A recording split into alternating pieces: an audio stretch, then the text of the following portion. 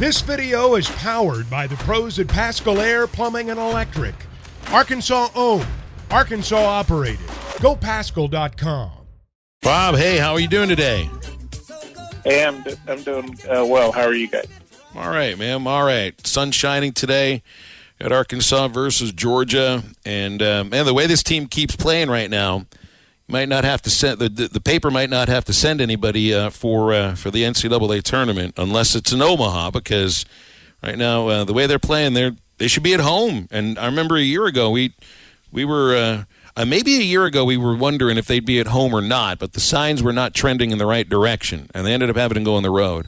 All the signs are trending in the right direction now, and that includes a pitcher that they're probably getting back this week. Yeah, getting Brady Tiger back, that'd be huge news. To me, it's amazing what they've been doing without, three key pitchers, and two of which, we know are done for the year. And they haven't had Jared Wagner as one of their best hitters, obviously their best power guy, right in the middle of the lineup. And the sweep, I know Tennessee's struggling, and they got beat by Tennessee Tech the other night, but that's still a huge deal to sweep an SEC team. I don't care who it is, and or how they're playing. And they're halfway home to winning the West, but a lot of tough series still to go. I'm going to get ahead of myself a little bit here, just to talk about the consistency of the program and how difficult that is. And there have been other programs in the league right now that have been consistent, but not to this level. Even the two teams that have won the national title the last 2 years, Ole Miss right now is really struggling. Mississippi State didn't make the tournament last year. Vanderbilt won in 19. They were just okay last year. LSU has really just risen back to prominence in the style that they're sort of used to. I don't think there's any other program right now in the Southeastern Conference, which might also mean there's no other program in the country that has been as consistent as Arkansas baseball has for the last, let's say, 5 years. And with all the roster churn, especially the last 2 years, that just makes it so impressive. Yeah, I mean, they had the one bad season, I guess, was it? Sounds like we're losing Bob here. We've got a problem. Bob, you're sinking down a hole a little bit. Yeah, we missed you for the first, I think it's 15 seconds there, but I thought I heard you a moment ago. You still there? Yeah, I'm here. Yeah, we got you now. Okay. Yeah, we're talking Arkansas consistency. Yeah, go ahead. Well, yeah, so I think it was 2016 was the kind of crazy year where they started off so well and then missed the tournament, just had a bad year in the SEC, lost games a lot of crazy ways. And that's really the only subpar year that Arkansas's had in 21 years under Dave Van Horn. They've been incredibly consistent. And I really think this is one of his better coaching jobs, to this point anyway, and along with his staff, to maneuver through this schedule, very tough schedule with all the injuries they've had. And, we still have to wait to see what happens. They've still got to play Vandy and South Carolina and excuse me, a lot of other tough teams. And Georgia won't be easy on the road, but there's no such thing as an easy SEC series, I don't think. But yeah, to this point, I think it's been one of Dave's best coaching jobs. Tell me one of the things you think that stands out in the last few weeks is something that needed to happen, that has happened, that has sort of like solidified either a section of the lineup or part of the bullpen. Because I'd say there are about maybe 5 players that you felt you could count on for the first half of the season. It's grown a little bit more since then. What have you seen in these last couple of weeks? Somebody that stands out. Well, I guess Gage Wood is the name that comes to mind. Really, how their young pitchers have stepped up for them with Jackson Wiggins, being done for the year before the season even started, and losing Cody Frank, and then losing him for the season. He was a versatile guy, a veteran guy, transfer portal guy, and then Brady Tiger, a guy who could close or start. Clearly one of your best pitchers. Losing him for an extended period, and hopefully they get him back this weekend. But I guess the way that the bullpen, Dylan Carter, has become a really reliable multiple times, and then Fauci, he's come on for him. So I think the young arms in the bullpen Caleb Cowley taking over at third base, hitting a lot better. I mean, he's hitting well over 300 the last 10 games and showing some power. So those are probably the two things that come to my mind, is the way the young pitchers have come on in the bullpen and then really taking over at third base. Like everybody thought he would before the season. I didn't go to any of the preseason practices, but apparently he did really well. And then he got off to a terrible start. And now he's regained his footing and playing real well offensively and defensively. Bob, with spring ball just getting wrapped up and getting to see everybody fly around a little bit, what are your thoughts on KJ? Have you seen a much-needed improvement that Dan Enos has been on the scene? What kind of are your thoughts with that quarterback room? Well, yeah, I think, Sam Pittman talked about this after the showcase, I guess you call it, or showcase scrimmage. It was like a red-white game. I mean, it was kind of a controlled scrimmage. They didn't keep score necessarily, but we saw the plays, and but the thing Sam said that Dan and who of course is in his second stint here, but first time with KJ. KJ's really taken a Dan, I think is the way Sam put it, and KJ talked about how he's really enjoyed getting to know him and how, I guess, as a person and as a coach, and kind of understand his philosophy. It's going to be more of a pro-style offense, which I think that's good for KJ because he obviously has NFL aspirations, and I think he's an NFL talent, and I think this will be suited to him a little bit better. Not that they weren't productive. They obviously were productive. I also think this will be good for KJ, that he'll take fewer hits. Now, of course, nobody's taken any hits in the in the spring. At least they better not be. But I think I thought the offense looked pretty good, and it looks like KJ's taken to it well. Of course, Isaiah Satania is just oozing talent, and they redshirted him last year. He had a bad ankle, and he looked really good to me. I think he had a big spring overall, and he had a really good scrimmage. And offensively, what play he made that I really impressed me was he ran down. I guess it was Darius Bishop picked up a pass in the end zone.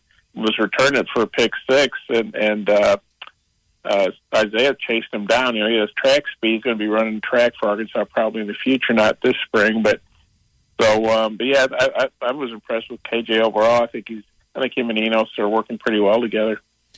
Bob, it looks like 4 out of the 5 spots on the offensive line might be spoken for now.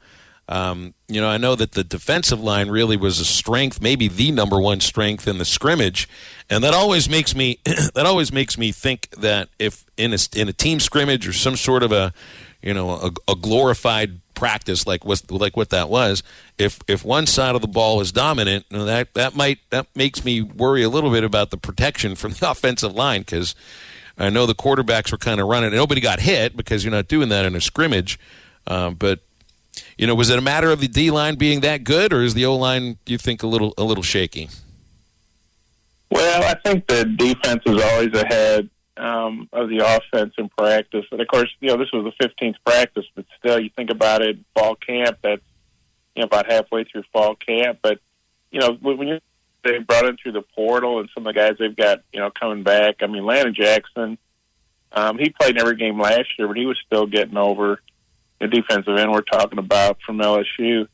He was still getting over a knee injury, and he looks, fully recovered and really full speed. He's a big-time player out there. But I think they're going to be okay on the offensive line. I mean, Sam Pittman's obviously an O-line guy. Cody Kennedy's a good O-line coach, and they've got some good options out there. We'll see if they add in the portal, too. I don't know if they're necessarily looking for offensive linemen, but they've still got several scholarships to add there. But maybe I'm a glass half full guy. I choose to look at, the defensive line really excelled pretty well. And also, KJ, we know he doesn't go down easily. So I understand when they're bearing down on him, you blow the whistle dead. But as we've seen in BYU in particular, KJ could break some tackles. But I think they're going to be okay on the O-line.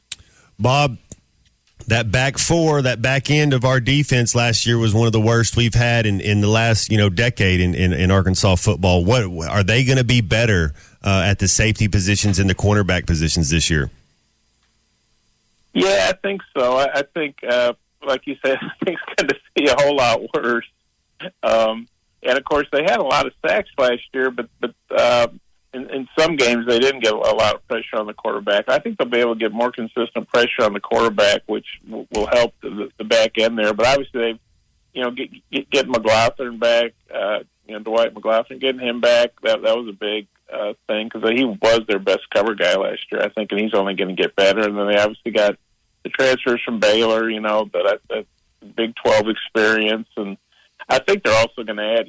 Safety was one position Sam Piven mentioned about wanting to continue to bolster that position through the portal. In this next portal window, I guess you'd call it, where they still have several scholarships. So I think it's kind of one of those things where, man, it can't be worse than it was last year. I don't know if they'll have, the best secondary in America, but I think they'll be better there. I think they got to be, right? Got to be. Yes, you're right. I mean, if we're going to try to win 8, 9, 10 games, we got to be better on the back end. You're right. But you make a good point, Bob. If you can get to the quarterback, then your secondary looks better when you're able to put pressure on the quarterback. Yeah, and I think, as good a season as Drew Sanders had and Jordan Dominic, of course, he left to transfer to Colorado, and they did have some really good games. But I think, the Cincinnati game, maybe that was a little bit of fool's gold, where I can't remember how many sacks they had in that game. They had a bunch. And there were other games where it seemed like it was kind of hit and miss with the sacks. They either have a bunch or they wouldn't have enough that they needed. So I think they've got better numbers there. I think they've got 6 really good defensive ends. And, of course, getting Torian Carter back, that's going to be huge. He's a tackle, but he's a guy that can get pressure up the middle. And he got hurt a year ago in the last spring practice, missed the whole year. And that was a huge loss in retrospect. They really missed him. So I think getting Torian Carter back, and hopefully he can stay healthy, and he'll be a big piece of that defensive line in the middle. Hey, Bob, the NFL draft isn't that far off. I would have assumed that the Aaron Rodgers trade would have happened by now. You know that your favorite NFL team is not going to have Rodgers behind center. It's just a matter of who and when and where he goes. And I'm reading rumors about maybe the Jets aren't going to end up being the place, and it could be the 49ers. But it's got to happen sometime soon. Imagine you got to get this done before the draft because there's going to be draft picks kicked around here. Well, yeah, I think the Jets just don't want to give us what they should for a Hall of Fame quarterback. I mean, I guess it just makes you wonder, are the Jets really serious about winning a Super Bowl? Because, their last one was, 1968? And they look like they have a pretty good team in a lot of areas except the quarterback. And I get that Aaron Rodgers is going to play for 10 more years, but I don't think he's ready to retire, especially if he goes to a contender. And I think Aaron Rodgers is still an effective quarterback, and part of me hates the idea of trading him, but also, last year we missed the playoffs with him, and if we'd made the playoffs, I don't think we would have gone very far, unfortunately. So I think the Packers need help in different areas, and I also think it's time to see if Jordan Love, they picked him number 1. Let's see what he can do. Maybe he's the guy, maybe he's not. But, of course, Aaron's from the Bay Area, so that would be going home for him. I'd much rather see him in the other conference. Of course, we traded Favre to the Jets, and they ended up with the Vikings. He ended up back in the division. But I think, I get we're not going to get 4 first-round draft picks for Aaron Rodgers. He's not 25 or whatever, but hopefully the Jets will come to their senses and make a more fair offer to the Packers. I'm telling you, Bob, if Aaron Rodgers goes to San Francisco, I need to be putting money for the San Francisco to make the Super Bowl, because that team, you give them Aaron Rodgers, they're NFC. They got to be in the top 2 or 3 NFC favorites. And that's where, and I'm not saying the Packers are already contend for the Super Bowl right now, but that's why, yeah. Yeah, but that's why I'd be hesitant to trade him within the conference. And of course, the Packers and 49ers have played in the playoffs an awful lot. They've had some battles. They've had some fun games, yeah. That would be painful. Yeah. That would be painful for you, Bob. That would be painful for you. Will you pull for Rodgers as he goes somewhere else? After all these years, I know you're a huge Packers fan, but do you root for Aaron Rodgers unless he goes to a team like the Niners? Well, I'd pull for him to do well as it doesn't hurt the Packers. Like if the 49ers are playing the Packers with Aaron Rodgers, obviously I'd root for the Packers. Or if it's a deal where, the Packers need the 49ers to lose to get in the playoffs or something then yeah, I would root against Aaron Rodgers. But no, he's he's been a great Packer for a lot of years, and you wish he would have won more than one Super Bowl. But when I think of all the NFC title games the Packers lost and the ways losing them, kind of shake your head. I think we've been kind of cursed there in some ways, even with all the championships the Packers have won over the years, more championships than anybody. I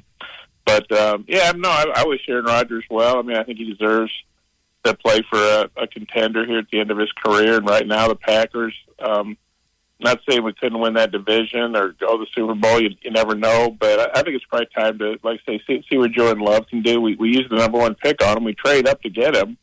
So let's see what he can do because, but I still think Aaron Rodgers has got, 2, 3, maybe 4 good years left in him. And I think teams need to negotiate in good faith with the Packers and not try to get Aaron Rodgers on the cheap. BetOnline.ag is your number one source for all your basketball info, stats, news, and scores. Get the latest odds and lines, including the latest player reports for this year's pro basketball playoffs. BetOnline is always your sports information headquarters this season, as we have you covered for all your sports wagering needs. Basketball, MLB, NHL hockey, right down to UFC and boxing. BetOnline is the fastest and easiest way for you to get your betting info, including live betting options and your favorite casino and card games you can play right from your home. Head to the website today or use your mobile device to get in on the action. Be sure to use our promo code BELIEVE to receive your 50% welcome bonus on your first deposit. That's BLEAV. BLEAV. BetOnline, where the game starts.